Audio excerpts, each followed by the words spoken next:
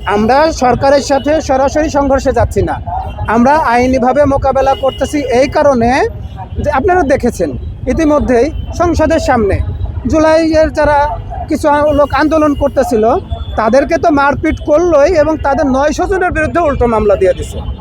এটা হলো একেবারে ফ্যাসিস্ট কায়দা।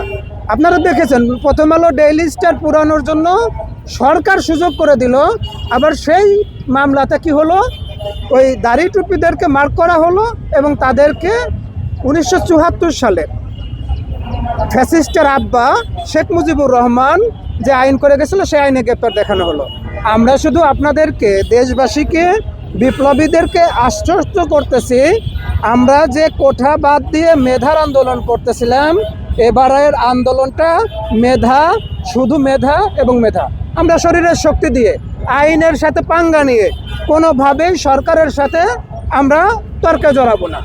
আমরা এখান থেকে যদি মার্চ করে এখন যদি স্বরাষ্ট্র উপদেষ্টার ওখানে যাই, আমাদেরকে বাধা দেওয়া হবে, আমাদেরকে গুলি করা হবে, আমাদেরকে টিয়ার সেল নিক্ষেপ করা হবে, আমাদের বিরুদ্ধে উল্টো মামলা করা হবে।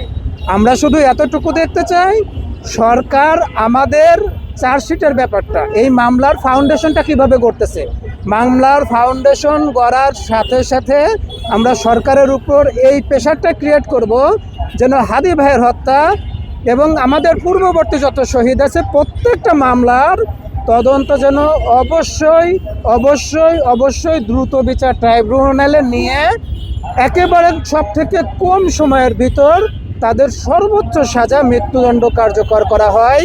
এখানে কাউকে যেন বিন্দুমাত্র ছাড় দেওয়া না হয়। আর ছাড় দিলে আমরা আপনাকে এতটুকু ধরে রাখবো যে আপনারা তো যেতে পারবেনই না, তখন কিন্তু বিমানবন্দর বন্ধ থাকবে, তখন কিন্তু আপনার বেনাপোল সীমান্ত, ভারত সীমান্ত বন্ধ থাকবে। একটা রাস্তা খুলে দেব, সেটা হচ্ছে বঙ্গোপসাগরের রাস্তাটা। ওখানে নৌকা পাবেন না, নৌকা তো চলে গেছে, নৌকার আপাও চলে গেছে, নৌকার খুব অভাব, আপনারা নৌকাটাও পাবেন না। দয়া করে আপনারা যদি সাতটায় যাইতে পারেন তাহলে ওপরে চলে যান, আমাদের আসলে কোনো আপত্তি থাকবে না। হাদি ভাইয়ের হত্যার বিচার নিয়ে বিন্দুমাত্র তার টালবা না, এটা তো করবেনই না। আর দীর্ঘদিন ধরে যারা আমাদেরকে বিপ্লবীদেরকে ভয় দেখানোর চেষ্টা করতেছেন, ভাই একটা কথা বলে রাখি, আমার কাফনের কাপড়টা রেডি আছে, আমার কফিনটাও টাকা হইলে রেডি করে রাখবো। ভয় আপনি তাকে দেখান যে ভয় পাচ্ছে, আপনি শুধু শুধু ভয় পেয়ে কী করতেছেন, আপনার মোবাইলের একটু এমবি খরচ হচ্ছে, আপনার 2টা টাকা খরচ হচ্ছে। ভয় আমাদেরকে আর দেখায়েন না। আমরা কোনো শহীদের রক্তের সাথে বেইমানি করব না, করব না, করব না। বিচার না নিয়ে, সংস্কার না নিয়ে, আমাদের আগামীর ইনসাফের বাংলাদেশ না গড়ে ঘরে ফিরবো না, ফিরবো না, ফিরবো না। প্রয়োজন এখানে কফিন বানিয়ে শুয়ে থাকবো। দেখি আপনাদের কয়টা গুলি আছে, আপনারা আমাদেরকে একটু চালায় দেখান। আমি শুধু ডক্টর মোহাম্মদ ইউনূস সাহেবকে বলবো, অনেক হয়েছে, আপনি তো আর বেশি দিন থাকবেন না, আর এই উপদেষ্টা পরিষদও বেশি দিন থাকবেন না। আমাদের বদদোয়া একেবারে আল্লাহর পর্যন্ত পৌঁছে যাবে। শহীদের রক্তের সাথে বেইমানি করবেন না। দয়া করে যে কয়টা দিন আছেন, যদি একেবারেই আপনার জীবনের হুমকি না হয়ে দাঁড়ায়, যেহেতু আপনি আমাদের রাষ্ট্রীয় সম্পদ, আপনার সাথে লাগতে যাচ্ছি না। হাদি ভাইয়ের হত্যার বিচারটা এবং যাদেরকে বিচারের আওতায় আনা হয়েছে 24 পরবর্তী সময়ে যাদেরকে বিচারের আওতায় আনা হয়েছে, এদের ফাঁসির রায় দিয়ে ফাঁসির রায়টা কার্যকর করেন।